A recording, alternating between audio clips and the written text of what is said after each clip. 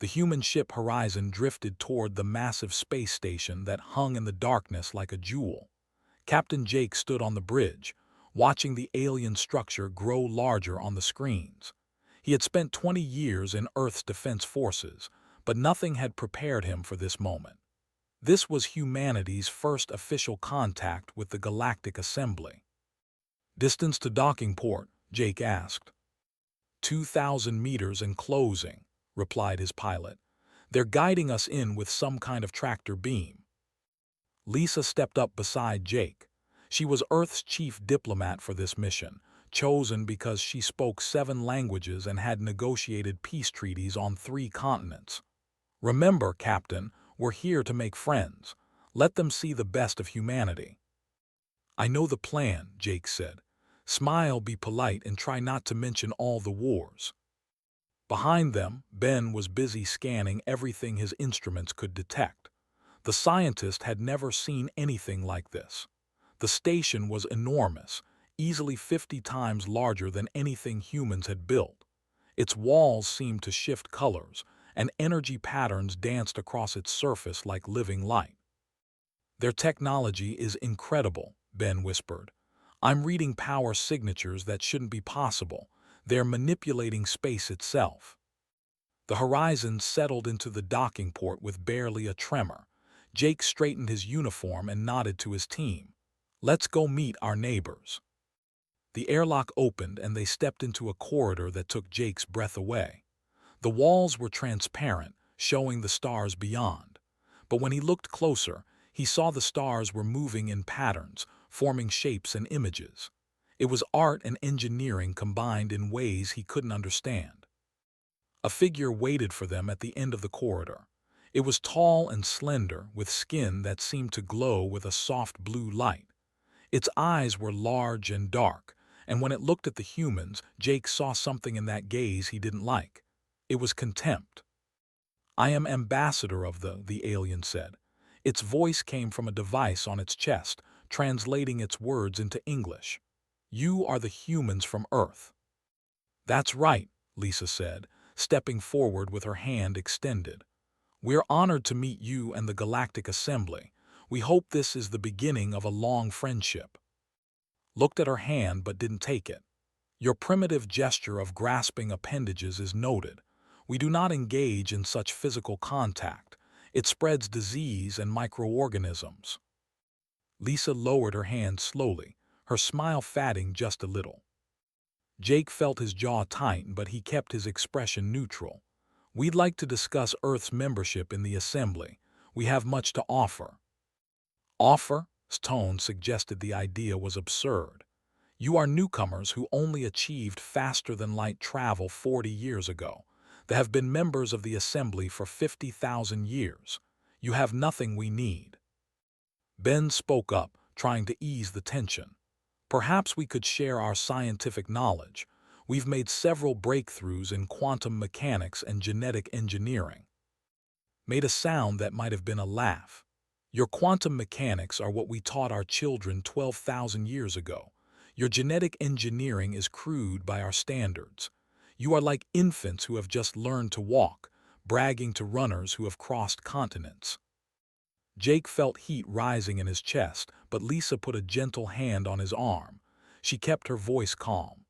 "We understand we have much to learn, but surely every species brings something unique to the Assembly. Earth has art, music, philosophy." "Art?" interrupted. "We have studied your transmissions. Your art depicts violence, suffering, and death. Your music is filled with sorrow and anger. Your philosophy is tainted by constant warfare and competition. You come from a savage world where species eat each other to survive, where you war among yourselves over invisible lines on the ground. This is not civilization. This is barbarism wearing a thin coat of technology." The words hit Jake like punches. He had known some aliens might judge humanity harshly, but he hadn't expected such open disgust. "We've had our troubles," Lisa admitted, "but we've also overcome them. We've built a unified world government. We've ended hunger and most diseases. We've reached for the stars because we wanted to find others like us, to learn and grow together." gestured for them to follow, leading them deeper into the station. As they walked, Jake saw other aliens watching them. Some seemed curious, but most looked at the humans with the same contempt showed. One alien mother pulled her child away as they passed, as if the humans might be dangerous. They entered a vast chamber filled with seats arranged in a circle. Hundreds of aliens of dozens of species sat there, all watching as the humans were led to the center. "This is the Assembly Council," announced. "They will hear your request for membership." Jake, Lisa, and Ben stood in the center, feeling very small and very alone. The aliens around them whispered to each other, their voices creating a strange chorus of unfamiliar sounds. A large alien with 6 arms rose from a seat. "We have reviewed your planet's history. You have engaged in over 15,000 documented wars in the past 5,000 years. You have created weapons capable of destroying your own world. You have driven countless species to extinction. Why should we welcome such a violent race into our peaceful community?" Lisa stepped forward. "Because we learned from our mistakes. Yes, we fought wars, but we also made peace.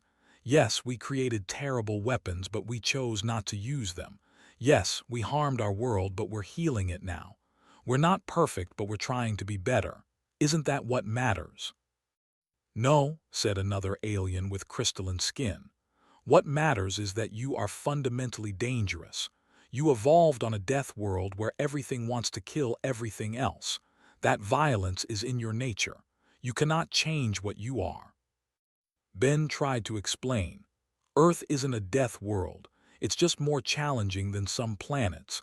That challenge made us adaptable and strong." "It made you killers," said flatly. "Your own transmissions show you glorify violence in your entertainment. You celebrate warriors and battles. Even your children play games of combat." Jake had heard enough. "Every species has a history. I'm sure some of you fought wars too before you became so enlightened. We're here because we want to be part of something bigger than ourselves. We want to learn, to trade, to explore together. We're offering friendship." "Friendship with humans is dangerous," declared. "I propose we deny Earth's membership and establish a containment perimeter around your system. You may not leave your home star. If you do, we will disable your ships and return them to Earth. This is for the safety of the entire galaxy." The council began to murmur in agreement. Jake saw Lisa's face fall and Ben looked shocked. "You can't do this," Jake said, his voice rising. "You can't imprison an entire species because you're afraid of us." "We are not afraid," replied coldly. "We are cautious. There is a difference. You will return to Earth and inform your leaders of our decision. This audience is over." As they were escorted back to their ship, Jake felt anger burning in his chest. Rick Turner, their security officer, met them at the airlock. The young man looked tense. "How did it go, sir?" "About as badly as it could," Jake muttered. On the bridge, Lisa sat heavily in her chair. "They hate us. They see us as monsters." "They're afraid," Ben said quietly. "Fear makes people cruel." Jake stared out at the stars as the horizon pulled away from the station. "We came here in peace, and they treated us like animals. They want to cage us in our own system." "What do we do now?" Lisa asked. "We go home," Jake said, "and we tell Earth Command that we're not going to accept this. Humanity has the right to explore the galaxy. We're not going to let fear and prejudice stop us." As the horizon jumped into faster-than-light travel, none of them knew they were being watched. In a place beyond normal space, 3 beings of pure energy observed everything that had happened. They had seen this before, in other times with other species. They knew what was coming, and they were deeply troubled. The Ascended Ones had warned the once already. Soon, they would have to warn them again. In a realm that existed outside normal space and time, 3 beings gathered. They had no physical bodies anymore, having left such limitations behind millions of years ago. They were the Ascended Ones, beings of pure energy and thought who had guided the civilization since before recorded history. Elder spoke first, her consciousness rippling through the dimensional space they inhabited. They have made their choice. They rejected the humans without understanding them. Keeper's presence pulsed with concern. We observed the entire encounter. The contempt shown by Ambassador was unfortunate. He saw only surface behavior and ancient history. Guardian's energy signature darkened. The humans showed restraint despite the insults. Captain wanted to respond with anger, but he controlled himself. This showed wisdom. We must review what we know of them, said. Display the records. The space around them filled with images of Earth and humanity. The Ascended Ones had been watching for decades, ever since humans had discovered faster-than-light travel. What they had seen both fascinated and worried them. Look at their world, said. Images of Earth appeared, showing a planet of violent weather, deadly predators, and countless diseases. Every other species in the assembly came from garden worlds where evolution was gentle. They evolved on a planet with no predators and mild seasons. They never had to fight for survival. But humans, continued, evolved in a crucible. Ice ages that should have killed them only made them smarter. Predators that should have eaten them became their tools. Diseases that should have destroyed them taught them medicine. They didn't just survive Earth, they conquered it. Showed more images. And when they finally became the dominant species, they turned on each other. Wars, genocides, empires rising and falling. They see this and call them savages, but look closer. The images shifted to show human history in detail. Yes, there were wars, but there were also moments of incredible compassion. Humans risking their lives to save strangers. Scientists working together across enemy lines. Artists creating beauty in the midst of horror. Teachers preserving knowledge through dark ages. They are contradictions, observed, capable of terrible cruelty and extraordinary kindness, often in the same individual. That is what makes them dangerous, said. Not their violence, but their capacity for both extremes. They can love with the same intensity that they hate. They can create with the same energy they destroy. Displayed more recent events. And now they have unified their world and reached for the stars. In just 40 years, they have achieved what took the 400. Their rate of advancement is unprecedented. Should we warn thee again? Asked. We must, replied. They are about to make a terrible mistake. The three Ascended Ones gathered their energy and manifested in the physical realm. They appeared in the center of the High Council chamber, where dozens of the galaxy's most powerful leaders were meeting. The sudden appearance of three glowing figures caused immediate silence. The council members fell to their knees. The Ascended Ones rarely appeared in physical space, and never before had they manifested before the entire council. High Counselor was the first to speak. Great Ones, you honor us with your presence. What wisdom do you bring? His voice echoed through the chamber, seeming to come from everywhere and nowhere. We bring a warning. Do not provoke the humans. They are not what you believe them to be. Standing among the other council members dared to speak. Great Ones, with respect, we have studied the humans thoroughly. They are a primitive species barely removed from savagery. Their own history condemns them. You have studied their history, said, but you have not understood it. You see violence where you should see survival. You see chaos where you should see adaptation. His presence grew more intense.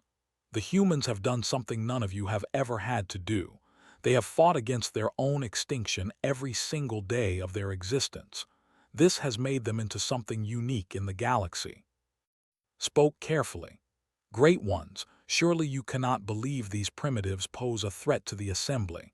Our technology exceeds theirs by thousands of years. Our energy weapons alone could destroy their entire fleet. We do not fear their technology, said. We fear their nature.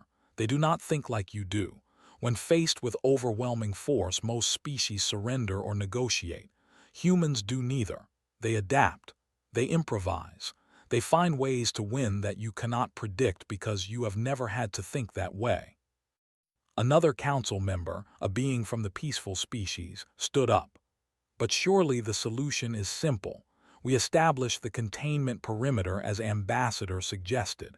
We keep them in their system until they prove themselves peaceful. And how will they prove peace if you imprison them? Asked. You will create the very enemy you fear. His voice grew stronger. Great ones, I mean no disrespect, but perhaps you are being overly cautious. We have technology that predates human written language. We can manipulate dimensions and energy itself. What can they possibly do against that? The three ascended ones were silent for a moment, and in that silence, every being in the chamber felt a chill. We were once like you, finally said, peaceful, advanced, certain of our superiority. Then we encountered a species that challenged us, a species that refused to accept limits. That war nearly destroyed us all. We survived only by ascending beyond physical form. We do not wish that fate upon you or the humans. But the humans are not that species, protested. They have not attacked anyone. They came in peace. And you rejected them with contempt, said. You called them savages to their faces. You threatened to imprison their entire species. Do you think they will accept that quietly? In the back of the chamber, a priestess named Maya had been listening intently. She was a spiritual leader who had dedicated her life to interpreting the wisdom of the Ascended Ones. Now she spoke up. The Great Ones do not give warnings lightly. If they tell us the humans are dangerous, we must listen. Perhaps we should send another delegation to Earth. Try to make peace before the situation worsens. Peace, said sharply. They are the ones who should be asking us for peace. We hold all the power here. Power is not always what it appears, warned. The humans have something you lack. They have necessity. You have lived in peace for so long, you have forgotten what it means to truly struggle. They have never known anything else. Commander, the head of the military, stood up. He was old for having served for 300 years. Great ones, I understand your caution, but if the humans do test our containment perimeter, we must respond with strength. To do otherwise would show weakness to the entire galaxy. Strength is not always found in weapons, said. True strength is in wisdom. But wisdom must be backed by force, replied, or it is just empty words. The Ascended Ones flickered, their forms growing dimmer, spoke one last time. We have given our warning. What you do with it is your choice. We do not control you. We only guide. But know this, if you fight the humans, you will regret it. Not because they are stronger than you, but because they are more determined. And determination has won more wars than technology ever has. The three beings vanished, leaving the council chamber in stunned silence. Looked around at the other council members. We must vote on this matter. Do we heed the warning and attempt peaceful relations with the humans, or do we proceed with the containment perimeter? The debate that followed lasted for hours. Some council members argued they should trust the wisdom of the Ascended Ones.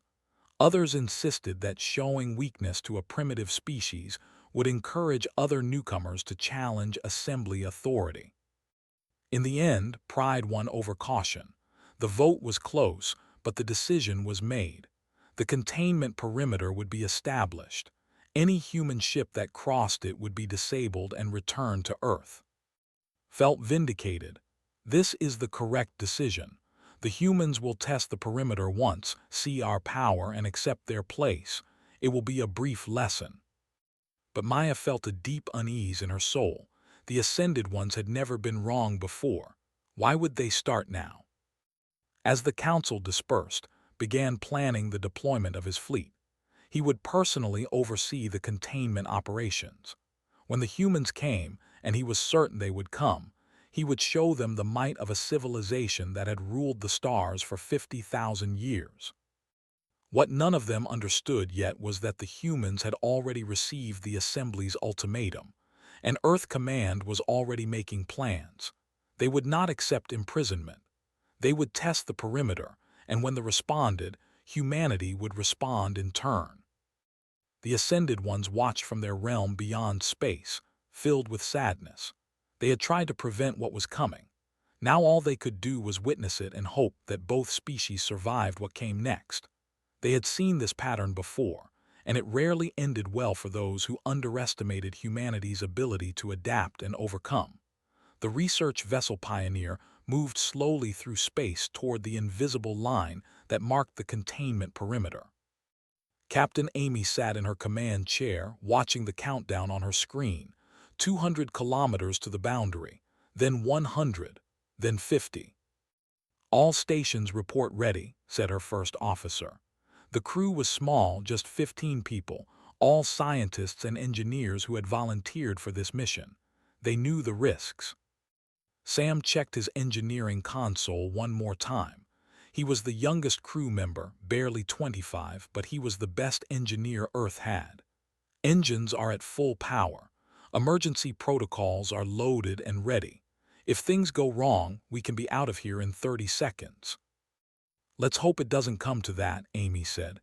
She had been a starship captain for 8 years, but this was different. This wasn't exploration. This was a political statement. Earth Command had been clear: cross the line, collect data on response capabilities, and return home. No fighting, no escalation. Dr. Chris Palmer, the ship's, spoke from his station. "I still think this is a bad idea. The Ascended Ones warned thee about us. That means they take us seriously. Maybe we should too." "We are taking this seriously," Amy replied. "That's why we're testing the boundary with a science vessel instead of a warship. We're showing peaceful intent." "By deliberately violating their containment order?" Chris asked. "By refusing to be imprisoned," Amy corrected. "There's a difference." The Pioneer crossed the invisible line. For a moment, nothing happened. Amy felt her heart pounding. Maybe they had changed their minds. Maybe they had decided to let humanity pass. Then space itself seemed to tear open. 5 warships emerged from dimensional folds in reality, appearing around the Pioneer in perfect formation. They were beautiful in a terrifying way, with hulls that shimmered like oil on water and energy patterns dancing across their surfaces. "I'm being hailed," said the communications officer. "Put it through," Amy ordered. The face that appeared on the screen was not. This was a military officer, older and harder. "Human vessel, this is Commander of the Defense Fleet. You have violated the containment perimeter. Power down your engines immediately." Amy kept her voice calm. "Commander, this is Captain Amy of the Earth Research Vessel Pioneer. We request permission to continue our course. We mean no harm to anyone." "Your intentions are irrelevant," said. "The containment order is absolute. You were warned. Power down your engines or we will disable them for you." "Sir, we're picking up energy spikes from all 5 ships," Sam said urgently. "They're charging weapons."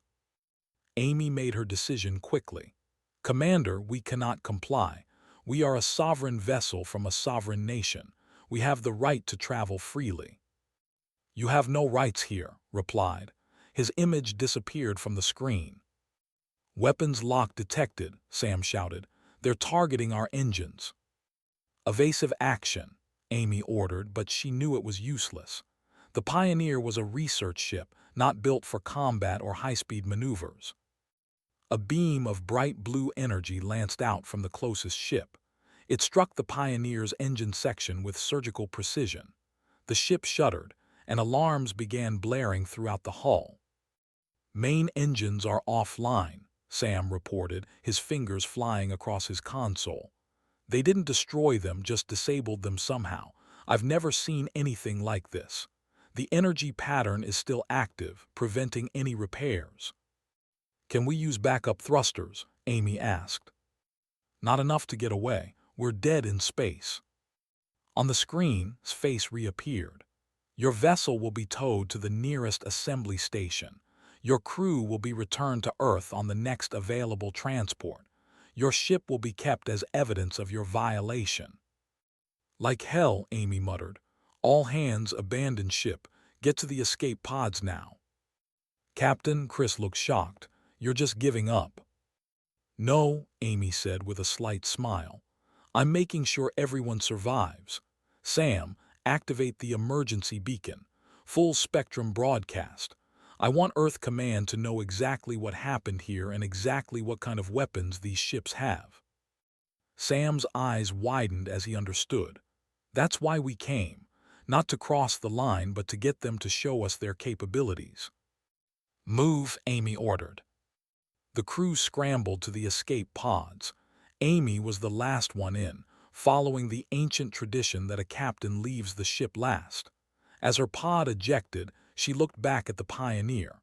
The ships were already moving to tow it away, confident in their victory. But Sam had done his job. Every sensor reading, every scan of the weapons, every detail of their tactics had been recorded and transmitted back to Earth in that emergency signal. The data was already racing across space at faster-than-light speeds. 3 days later, a fleet arrived at the containment perimeter. Not a research vessel this time. 3 human warships, led by the Earth Defense Force ship Defiant under Captain Danny Wright.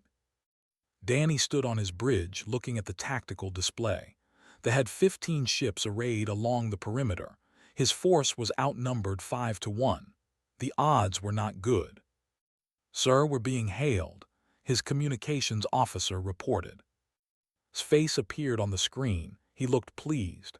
Another human ship come to learn the same lesson. This is becoming tiresome. Turn back or suffer the same fate as the Pioneer. "Commander," Danny said calmly, "I'm here to retrieve my people and their ship. Hand them over and we'll discuss how to avoid further conflict. Your people are being processed for return to Earth. Your ship is now assembly property, seized for violating containment. These are the consequences of your actions." "I see," Danny said, "and if I refuse to accept that?" His expression hardened. "Then your ships will be disabled as well. Look at your situation, Captain. We outnumber you. Our technology is superior.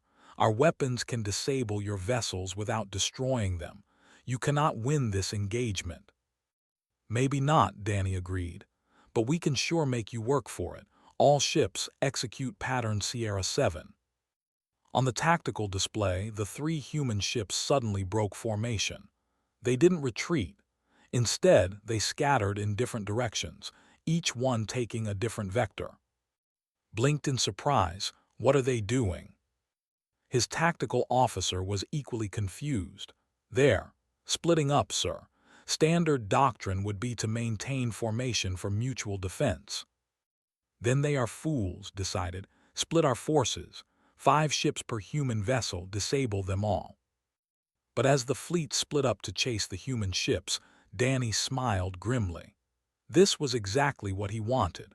They had practiced fleet formations for, perfecting the art of maintaining unity and overwhelming force. But they hadn't fought a real war in thousands of years. Humans, on the other hand, had been fighting wars until very recently. And one lesson Earth had learned well was that when you're outnumbered, you don't fight on your enemy's terms. The Defiant suddenly changed course, not running away, but angling toward one of the ships that had broken off to pursue another human vessel. Danny's weapons officer had been studying the sensor data from the Pioneer encounter, looking for weaknesses. "Fire," Danny ordered. The Defiants opened up. They were primitive compared to energy weapons, just magnetic accelerators that threw chunks of metal at incredible speeds, but they were effective. The ship's shields absorbed the first few impacts easily, but Danny had noticed something in the Pioneer data. The shields refreshed in a cycle, a split-second delay between each refresh. It was tiny, barely measurable, but it was there. "Fire again, full burst, time it with the shield cycle." The next volley hit during that microsecond gap. 3 solid slugs punched through the shield and slammed into the ship's hull. They didn't penetrate the armor, but they didn't need to. The impact sent shockwaves through the entire ship, disrupting the delicate energy systems inside. The ship's weapons went offline for 20 seconds. That was all Danny needed. Target their engine section, single precision shot. The Defiant's main cannon fired once. The shot hit exactly where Sam's sensor data had shown the engines to be most vulnerable. The enemy ship didn't explode, but its engines died, leaving it drifting. Watched in disbelief as one of his ships went dark. How did they do that? His tactical officer was frantically analyzing the data. Sir, they're not fighting like any species we've encountered. They're using ballistic weapons, timing their shots to exploit our shield refresh cycle, and targeting specific systems instead of trying to destroy entire ships. Then adapt our tactics, ordered. Increase shield refresh rate, focus fire on the human ships. But the humans had already moved on. Each of their 3 ships was dancing through space, never staying still, never fighting fair. They would hit and run, exploit gaps, and always keep moving. The second human ship had led 5 vessels into a debris field left over from an ancient battle. The ships, with their advanced sensors and shields, flew right in. But the human ship knew exactly where every piece of debris was. It wove through the field like a fish through reeds, and when the ships tried to follow, they found their shields constantly triggering against chunks of metal. The energy drain was enormous. The third human ship was doing something even stranger. It was running straight at the containment perimeter stations, the automated platforms that generated the boundary field.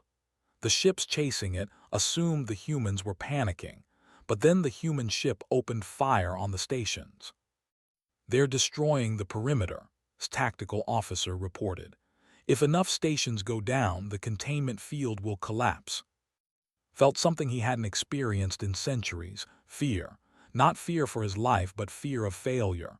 All ships regroup. We need to protect the stations.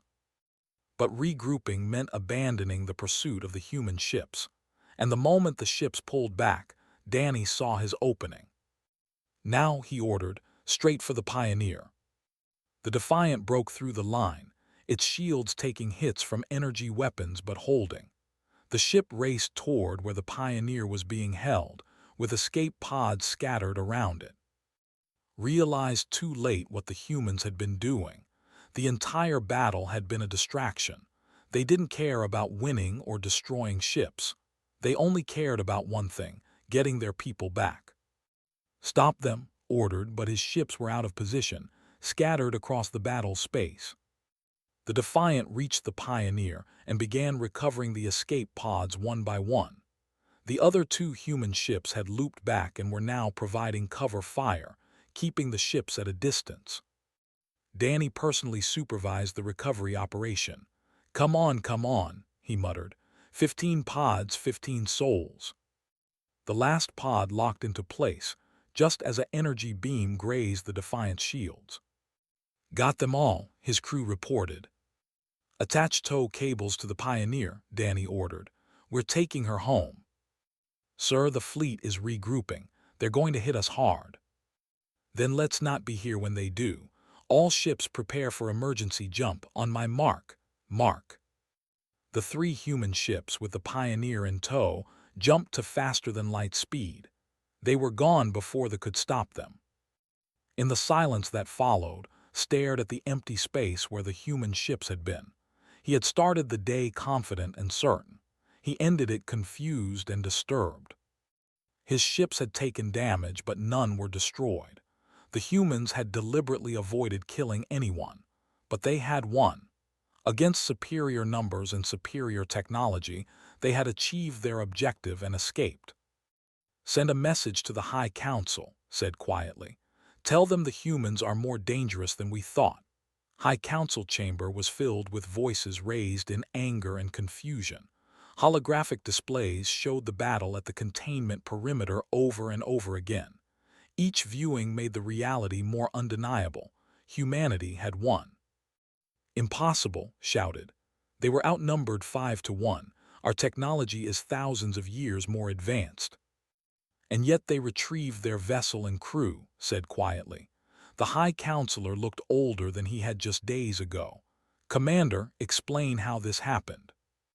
Stood before the council, his shame visible to everyone. The humans did not fight as we expected. They used tactics we have not seen in.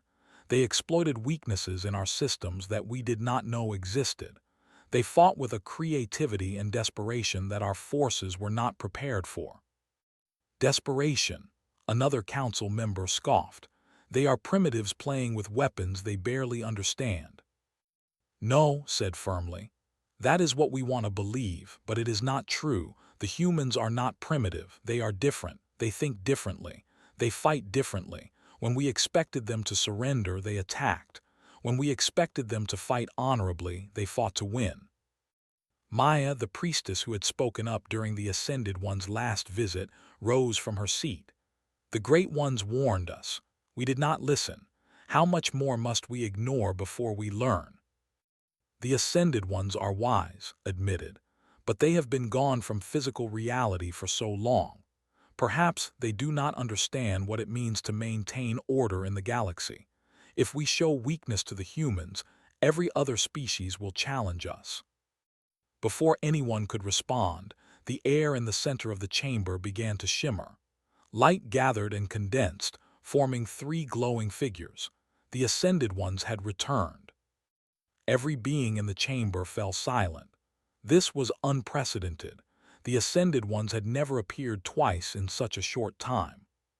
His voice carried both sadness and urgency. You were warned and you did not listen. Now you have seen the truth of humanity, but you still do not understand.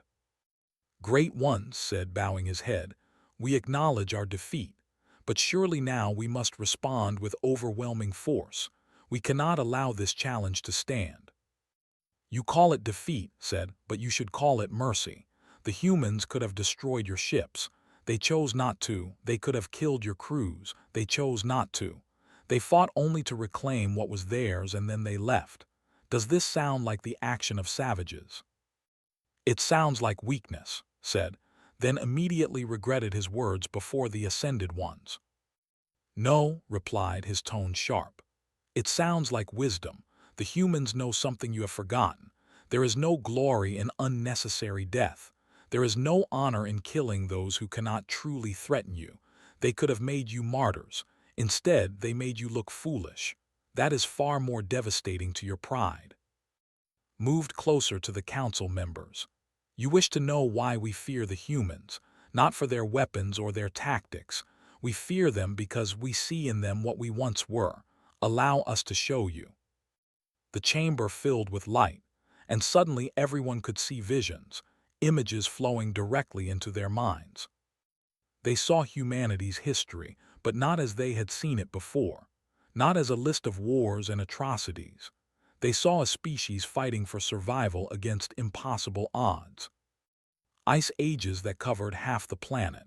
Humans huddled in caves, keeping fires burning through endless winters. They should have died.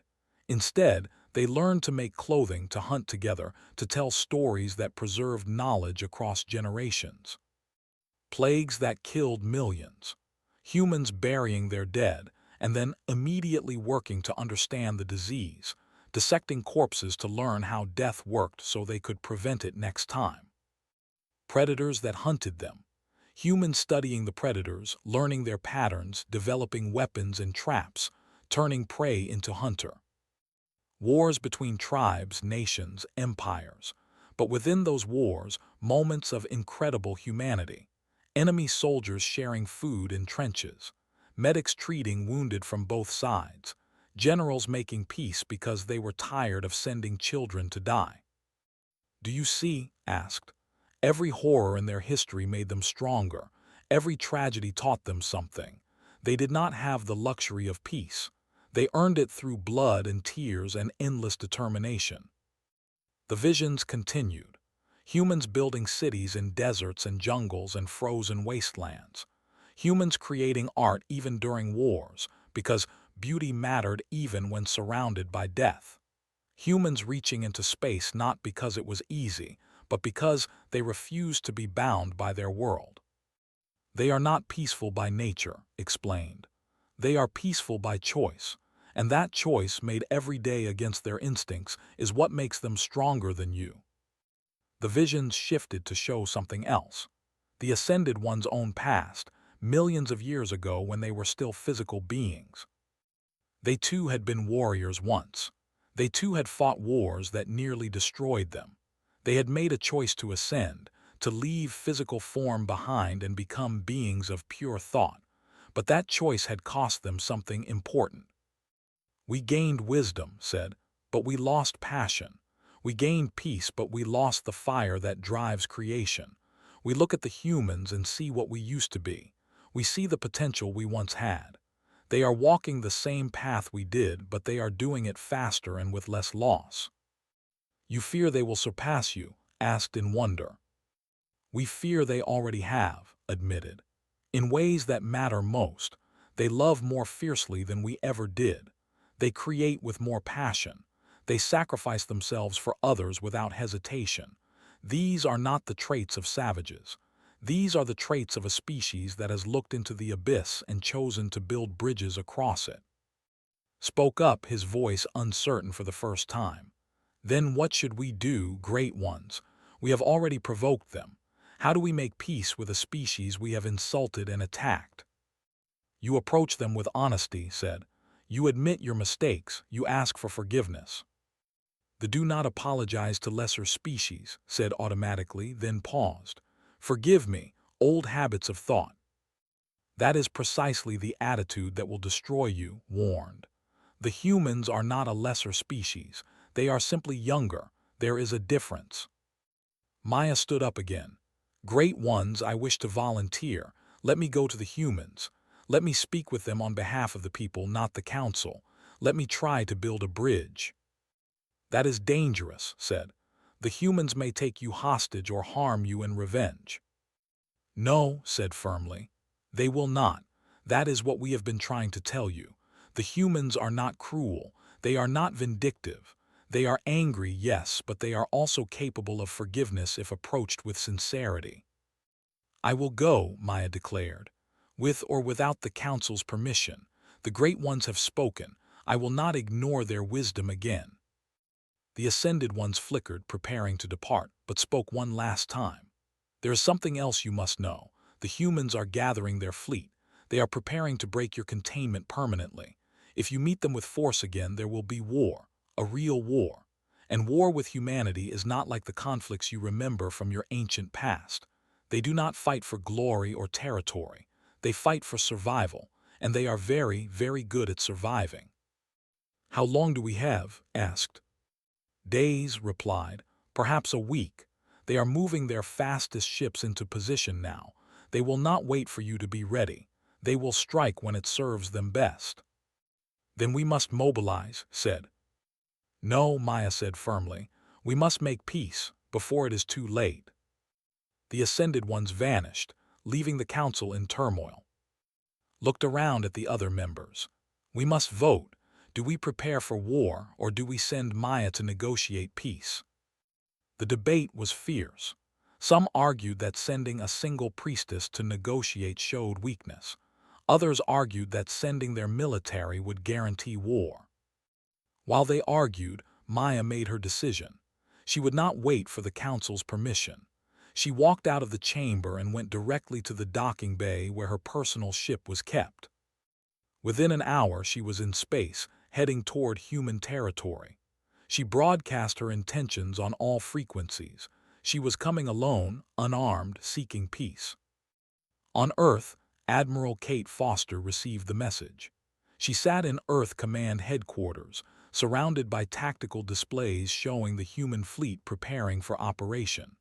37 warships, the largest force humanity had ever assembled. A priestess wants to talk, her aide said. She's coming alone. Kate looked at the tactical display, then at the message.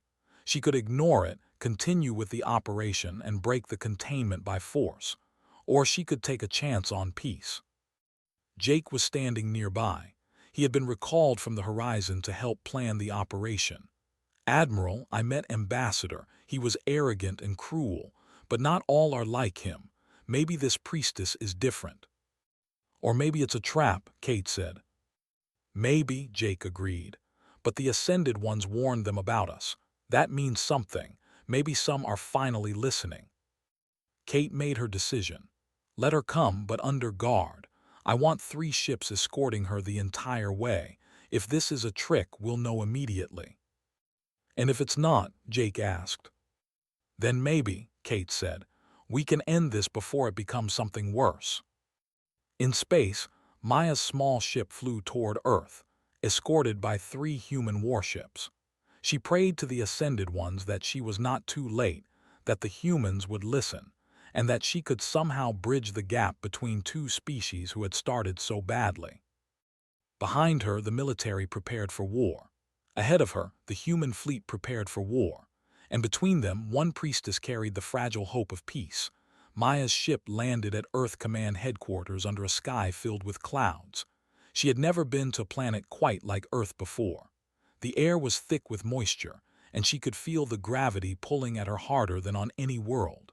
This was indeed a harsh planet, just as the reports had said. 3 human soldiers escorted her from the landing pad to a conference room. They were polite but cautious, their weapons ready but not pointed at her. She noticed how they moved, always alert, always watching. These were not ceremonial guards. These were warriors who had seen real combat.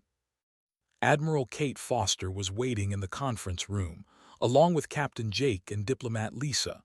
Maya bowed in the manner, hands pressed together. "Thank you for seeing me," Maya said through her translation device. "I know you have no reason to trust my people after what we have done."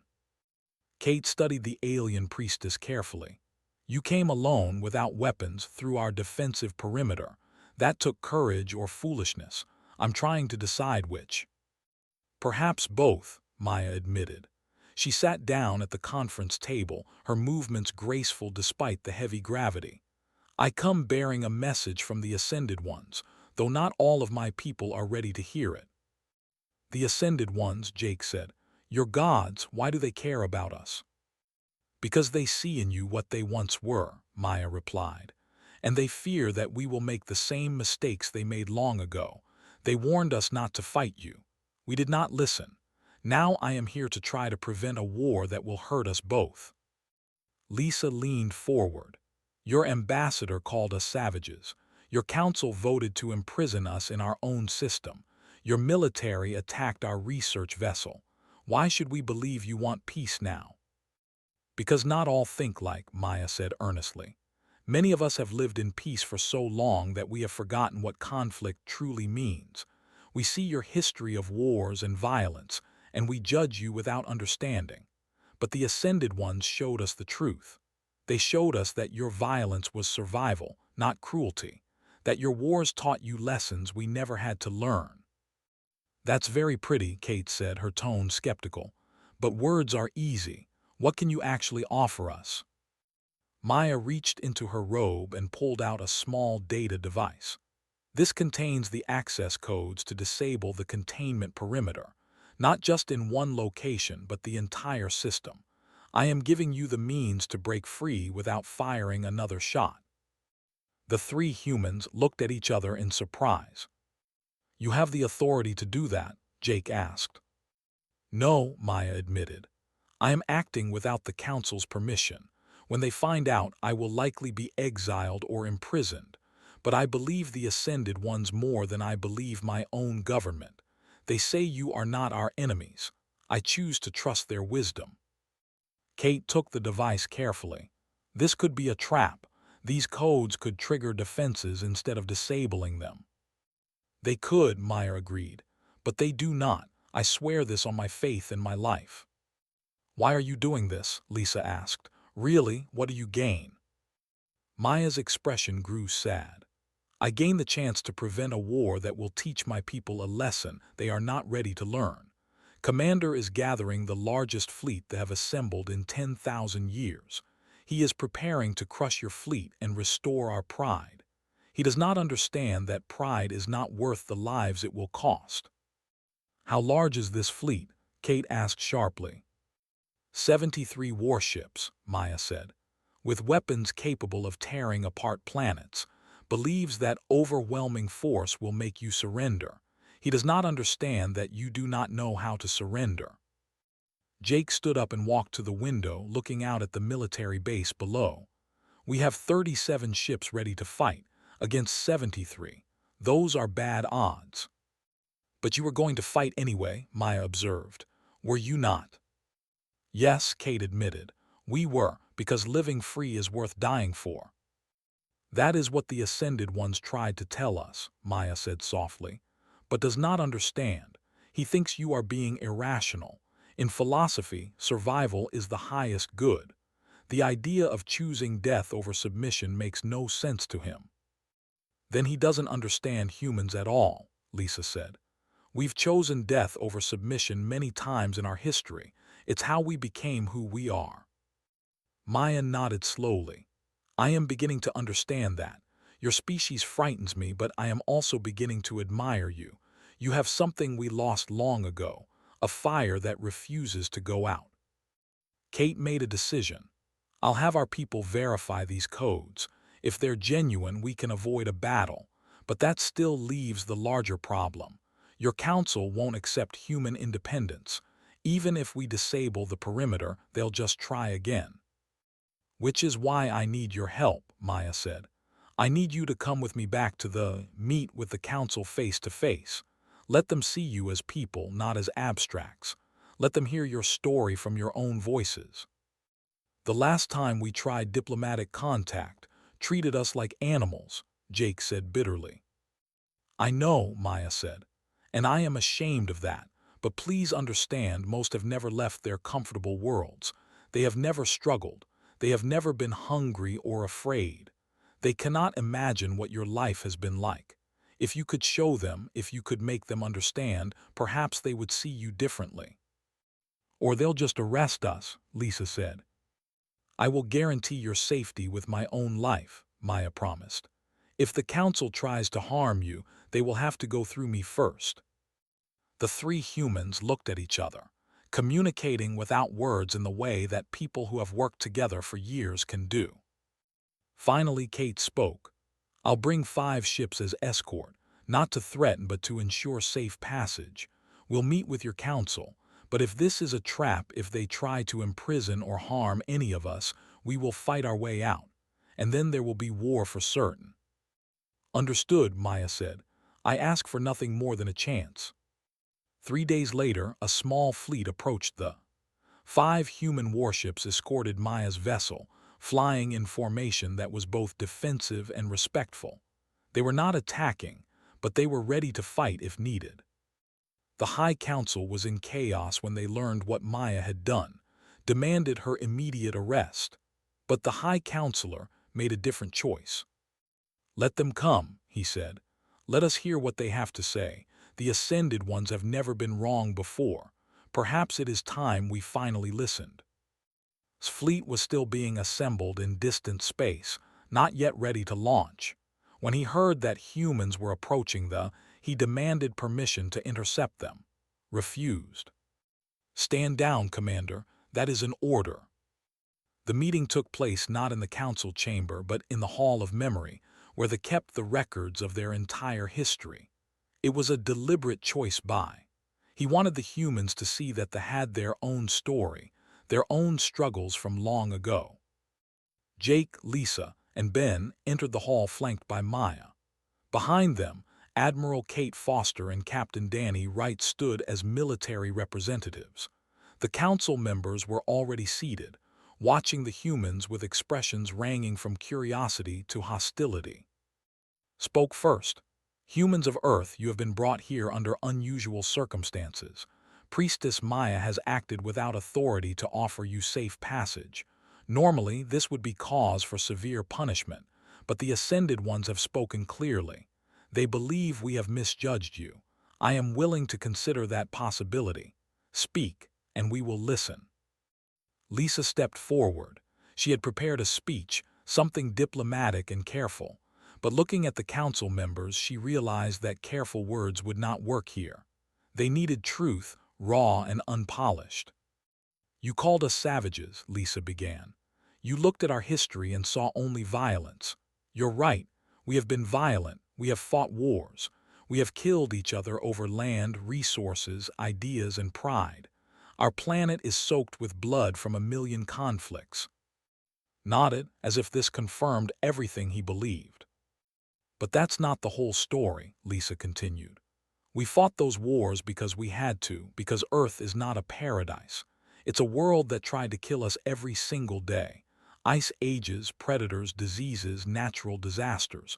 We survived by being tougher than everything that wanted us dead.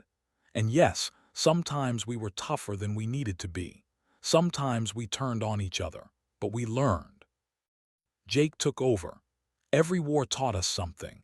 Every defeat made us think harder about how to prevent the next one. We didn't have gods to guide us. We didn't have ancient civilizations to show us the way. We had to figure everything out ourselves, through trial and error and rivers of blood. It wasn't pretty. It wasn't noble. But it was real.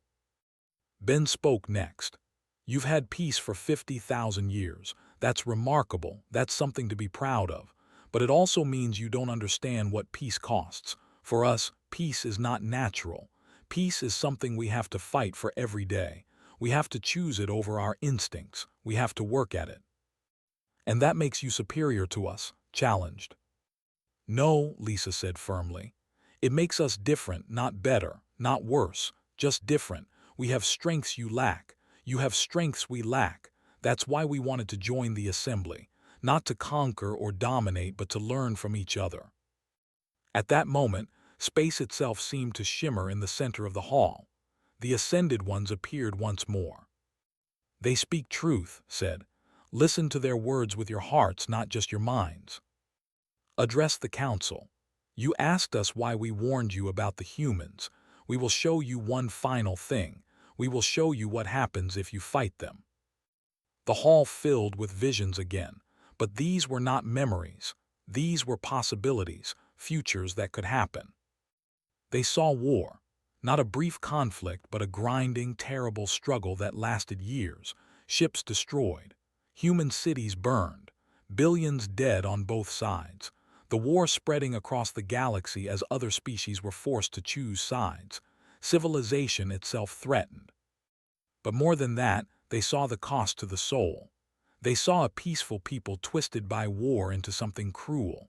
They saw beauty destroyed to build weapons. They saw children raised to hate instead of to love. This is what you risk, said. Not just death, but the death of who you are. You have built a civilization based on peace and wisdom. War will destroy that even if you win. The visions faded. The council members sat in silence, shaken by what they had seen. Stood up slowly. I have a question for the humans. You retrieved your research vessel by force. You could have destroyed our ships. Why didn't you? Danny answered. Because we're not here to kill. We're here to be free. Killing your people wouldn't make us free. It would just make us killers. But if we had not let you leave, pressed, if we had tried to destroy you, then we would have fought harder, Danny said honestly. And some of us would have died and some of you would have died. And in the end, we still would have tried to leave rather than surrender. That's who we are. Who had been called to the meeting spoke up. They are too dangerous. They admit they would rather die than submit. How can we coexist with such a species? By respecting them, Maya said quietly. By understanding that their refusal to submit is not aggression, it is dignity. The Ascended One spoke once more. We will leave you with this choice. You can see the humans as enemies and fight a war that will diminish you, or you can see them as partners and build something greater together. Choose wisely. We will not intervene again. The three beings vanished, leaving only silence. Looked at his fellow council members. I call for a vote. Do we welcome humanity into the Galactic Assembly as full members with all rights and privileges? The vote was not unanimous, and several others voted no, but the majority voted yes. It is decided, declared. The containment is lifted. Earth and humanity are welcomed into the Galactic Assembly. In the months that followed, relationships between humans and remained complicated. There was distrust on both sides, but slowly, carefully, bridges were built. Jake and Lisa became permanent ambassadors, working to help other species understand humanity.